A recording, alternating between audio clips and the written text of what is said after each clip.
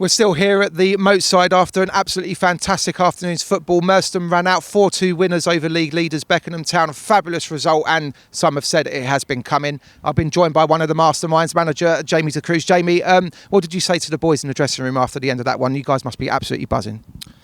I said to actually put some music on and enjoy it and jump around and appreciate winning games of football, because they're not as easy as people think, and we seem to be like accepting that we should win every game, when actually, the last two games have been really painful in terms of, I think our performances have been brilliant and we've suffered really late in both games. So go and enjoy today. I didn't want to go in there and make it, just go and enjoy it and actually enjoy winning together as a group, because that bodes really, really well moving forward.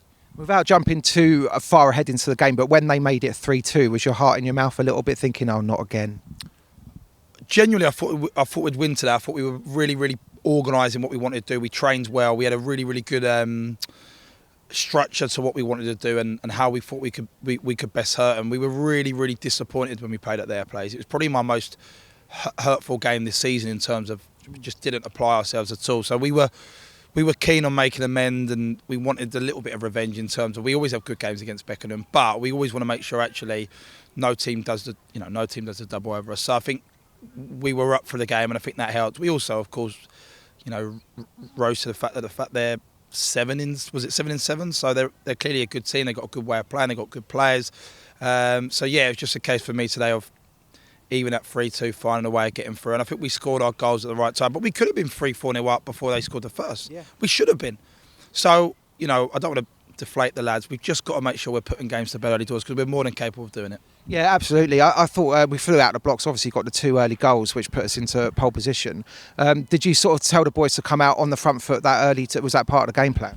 Yeah, we kind of changed what we're trying to do recently in maybe the last month or so. We started really sloppy, and I don't really know why. So we've probably put quite a huge emphasis on actually starting quick, and I don't know if you know, we try and do things a little bit different from centre. We try and play a little bit more rather than just being direct. So we try to get the right balance between opening up the game and getting on the front foot and starting well and scoring early, but not being too vulnerable in terms of turnovers, transition. You don't want to attack for the first 10 minutes and go 1-0 down straight away. And we've had that in previous years. So just getting that balance right, and we've got a fairly settled squad now, really settled squad now, and everyone knows their jobs really well. So yeah, I think the last week we've been brilliant, and I think actually today was a deserved result.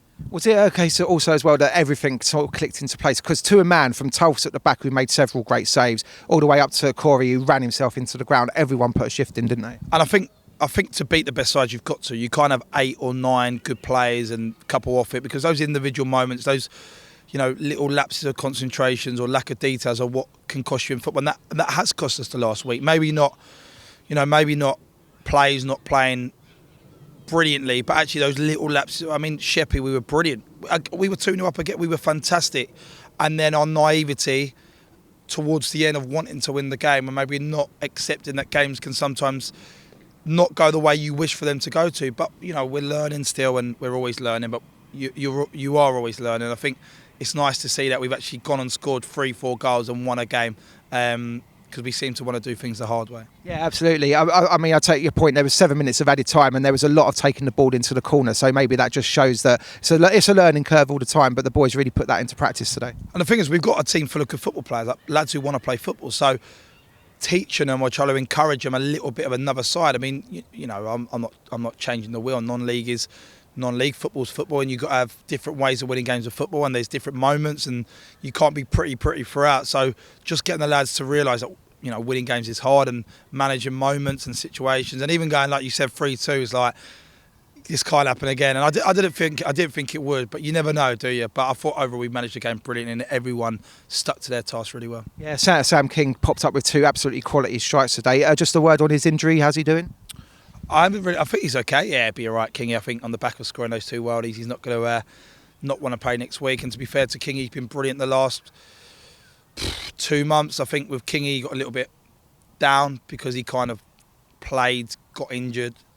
I think Tunbridge was the last one. So he never really got himself going. And, we've had to pick him back up, Kingy, and explain to him that we're really, really supportive and right behind him. And we know what a good player Kingy is. And he says himself, the physicality and the tempo or intensity of this league, maybe in comparison to leagues he's played in previously. Like he says he's having to get up to speed. They're just slightly different, and I think he's now starting to hit his best, and we hope he can push on and carry it on.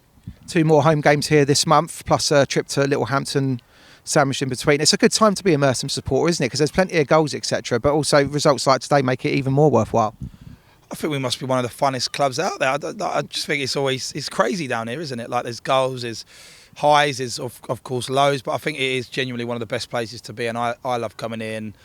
You know, I call it work or, you know, coming to work, but I don't see it as work, and I think the supporters, you know, the rapport the whole club's got from the board to the players, management, supporters is what makes this place so special. And, you know, I had, I think, 8 family members here today, and they wouldn't, you know, that's because of what the club's created. Like, they wouldn't normally come because you've always got something better to do on a Saturday afternoon. But the fact, you know, people want to come and watch Merstham and support the club and be part of it, which I think's testament to what the club do. Absolutely. Just one final question. So Sam's got another 2 today. Lee Lewis has popped up. AD was top goal scorer after Tuesday night. He scored against Corinthian Casuals.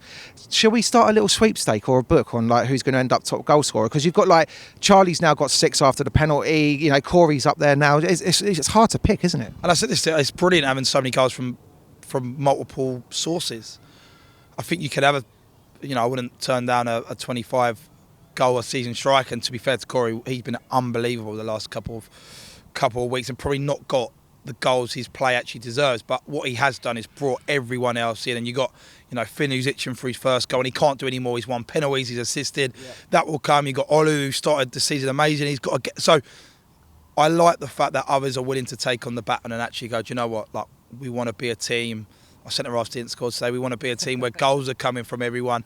And you never know, Jude Malloy might actually get a goal at some point this year. We can only hope. But yeah, it's nice to see the goals being spread around. And actually what it means is that we've got players who are capable of scoring goals. So, yeah, happy days. That's great stuff. You stole my final line because I was going to say, Jude Malloy, I want one goal out of you before the end of the season, all right? And also there's got to be a book on who's going to finish highest scorer out of Dragey and Gunner as well, I reckon. Yeah. The only thing with that is I think Dragey might try and take set pieces from Lee, and Lee at the moment is everything he hits goes in. So them two do go at it. I think it'd be a good battle come the end of the season. But if they both hit double figures, I'll be very happy. Oh, happy days, happy days. There you go, boys. There's your marker. Jamie, thanks as always. Thank you. Thanks a lot. Well done today. Cheers, Bernard.